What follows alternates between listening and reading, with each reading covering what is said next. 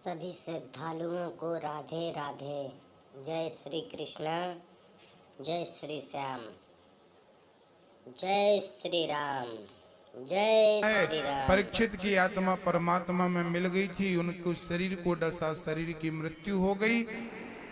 सूत जी महाराज ने 7 दिन की कथा का सार सुनाया। पहले दिन की कथा में आपने श्री धुंधकारी का उद्धार और भक्ति की महिमा सुनी है। दूसरे दिन की कथा में आपने कलयुग को रहने के राजा परीक्षित ने 4 कमरे बनवाए हैं, उनका वर्णन सुना। कलयुग कहाँ कहाँ रहता है? 4 स्थानों में। द्यूतम पानम स्त्रियः सूना, जहाँ जुआ होता है वहाँ कलयुग, जहाँ शराब होती है वहाँ कलयुग, जहाँ चरित्रहीन लोग होते हैं वहाँ कलयुग, जहाँ मांस होता है वहाँ कलयुग। जुआ से बचिए, शराब से बचिए, बुराइयों से बचिए, क्योंकि एक भले इंसान को बुराइयां बिगाड़ कर रख देती हैं। कितना भी बड़ा घड़ा हो, एक छेद हो जाए तो घड़े की कीमत कम हो जाती है, खत्म हो जाती है। ये जीवन कितना भी अच्छा हो, लेकिन बुराई का एक छेद हो जाए तो ये जिंदगी बर्बाद हो जाती है, बेकार हो जाती है। इसलिए बुराई का एक भी छेद ना हो, ध्यान दीजिएगा। बुराई का छिद्र ना हो, नहीं तो जिंदगी कोई काम की नहीं, किसी भी काम की नहीं। भक्तों, ये 4 स्थान कलयुग को रहने के दिए। कलयुग को रहने के लिए शराब दी। शराब पी करके अपनी जिंदगी ना बिगाड़े। आप में से कोई शराब तो नहीं पीता? ए भैया, ये क्या? ओ मैया, ओ बहन, क्या कर रही हो? क्या बांटे जा रही हो? बैठो।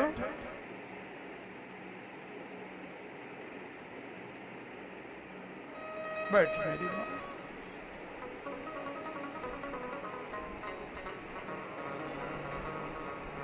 आज के दिन आप लोग चावल लेकर आती हो मैया? आती हो ना?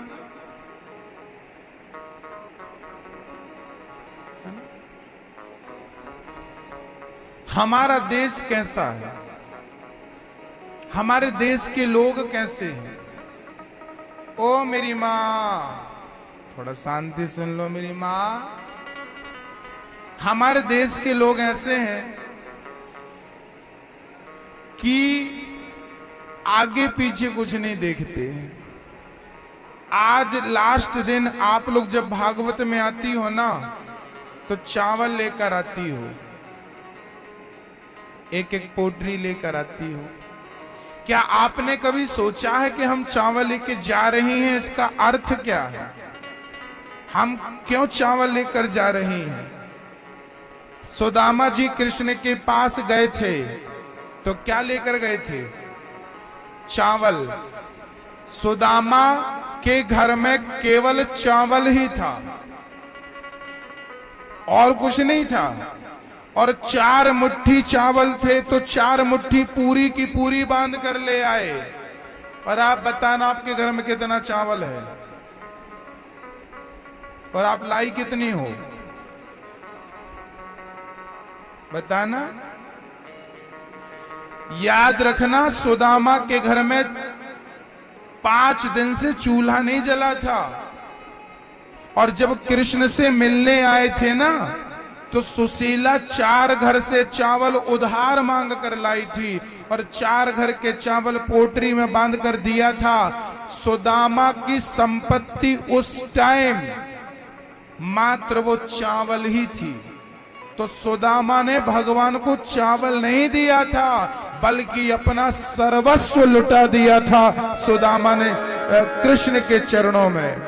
सुदामा पूरी संपत्ति लेकर आए थे, क्योंकि उनकी संपत्ति के नाम पर मात्र 4 मुट्ठी चावल ही थी।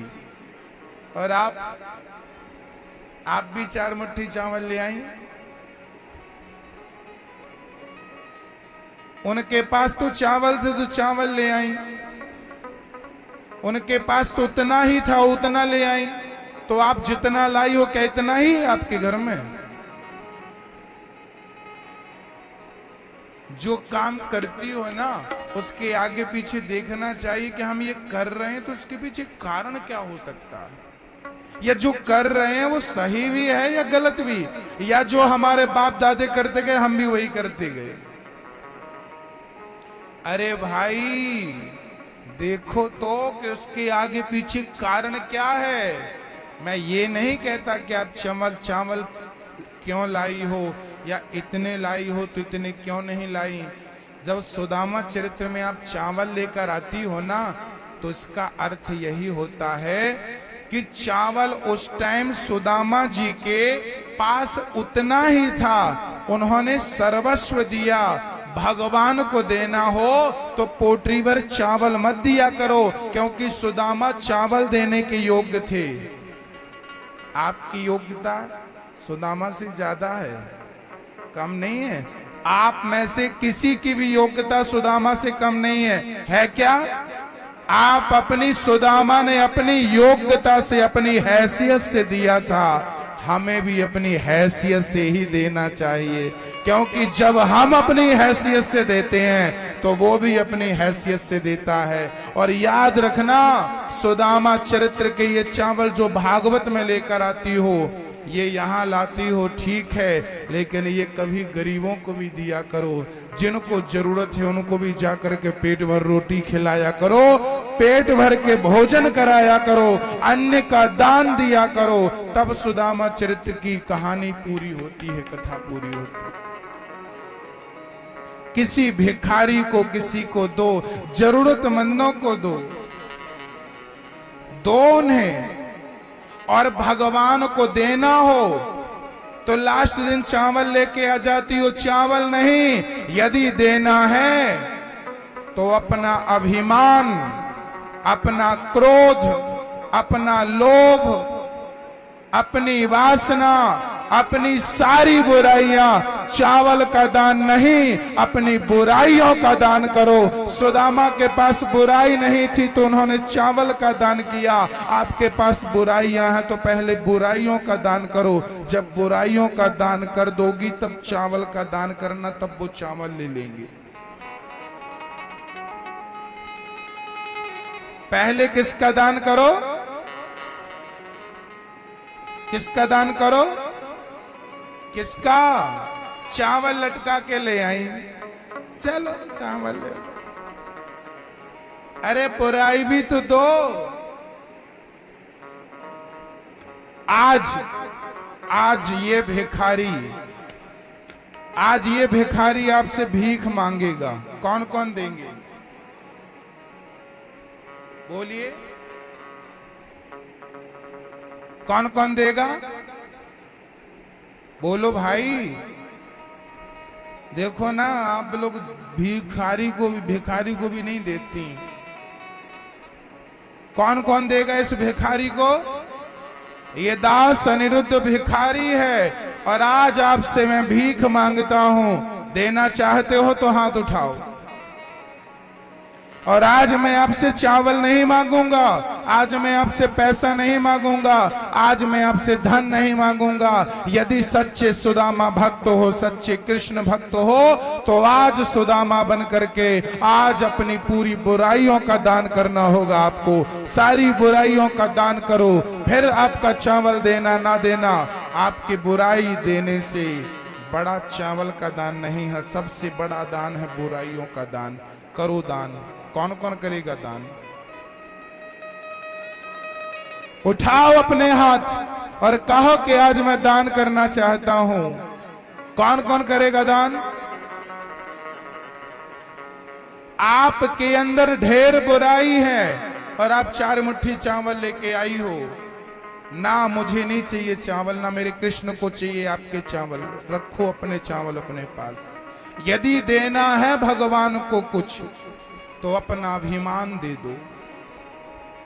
देना है भगवान को कुछ तो अपनी बुराई दे दो और कहो मेरे साथ मैंने दिया। किस किस ने दिया? अपना अभिमान।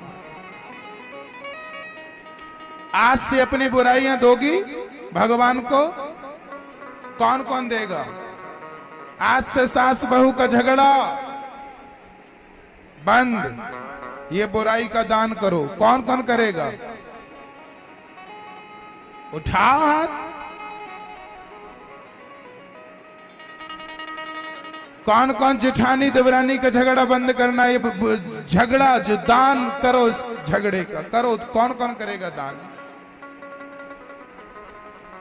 कौन कौन से पुरुष अपने बुराइयों का दान करेंगे? आप में से शराब जो पीते हैं, गुटखा जो खाते हैं, तंबाकू जो खाते हैं, सिगरेट जो पीते हैं, झूठ जो बोलते हैं, आज करिए आप सुदामा चरित्र के दिन पर, आज करिए अपने झूठ का दान, बुराइयों का दान। कौन कौन करेगा? उठाओ जरा हाथ। दादाजी भाई, ओ भाई उठाओ। ये भाग रहा है छोरा, ये पीता क्या? छिप रहा है ये भाग गए। देखो ये देखो, ये शक्ति है भागवत में। यहां बुरे आदमी टिकते नहीं है भक्तों, भागवत की ये प्रधान बात है।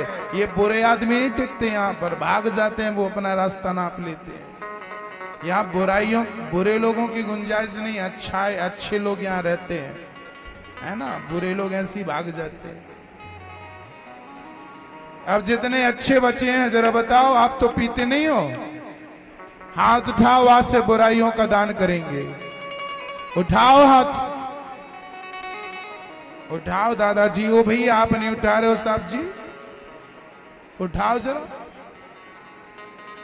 ओ भैया हाथ बांधे खड़े हो रोड में, सफेद शर्ट, उठाओ हाथ। हाफ शर्ट पहने हो आप, कोई बोल रहे हैं, उठाओ उठाओ।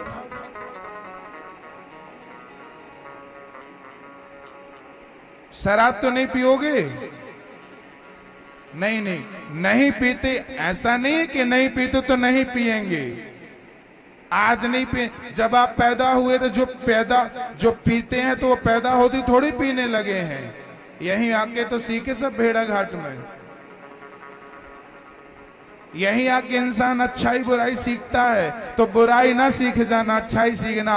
आज भी नहीं पीते और आगे भी कभी नहीं पिएंगे, कसम खाओ।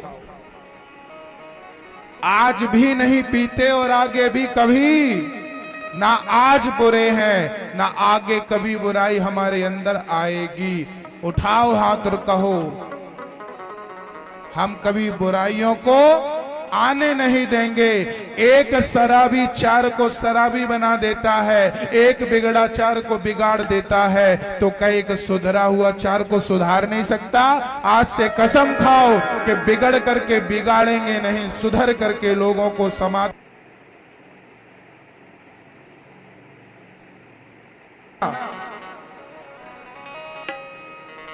सुधारिए, उनको अच्छाई का प्रचार करिए, धर्म का प्रचार करिए। बुराई तो बहुत है। और मेरी मां, कौन कौन सास ससुर की सेवा करेंगी? जरा हाथ तो उठा लो, उठाओ जरा हाथ। ओ मैया आप नहीं करोगी? आपकी सास नहीं है क्या? अच्छा नहीं है, महाराज जी मर गई 2 महीने पहले। कोई बात नहीं, मर गई तो कोई बात नहीं। आपके क्षेत्र में, आपके मोहल्ले में, आपके पड़ोस में कोई भी बूढ़ी स्त्री हो, देश की हर बूढ़ी स्त्री हमारी माँ है, देश का हर बूढ़ा पुरुष हमारा पिता है। इनकी ही हमें सेवा करनी है। देश का हर नागरिक हमारा है। मैं कह चुका हूं, ये भारत परिवार है मेरा, ये विश्व परिवार है मेरा, और मेरे परिवार में जितने लोग हैं मैं सबकी सेवा करूं, सबका आदर करूं, सबका सम्मान करूं। बोलिए भागवत भगवान की जय हो। तो आप लोगों में से किस किस ने मुझे भागवत जी को बुराइयों का दान किया?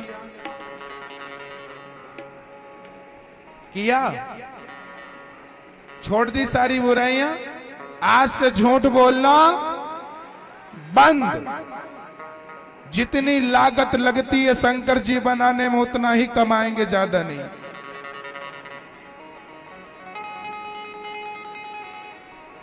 आज के जमाने में वस्तु 2 रुपए की होती है और व्यक्ति 10 रुपए लेता है। तो विचार करो कि वो 8 रुपए क्या पचा पाओगे? नहीं ना। जितनी मेहनत हो उतना धन लेना चाहिए।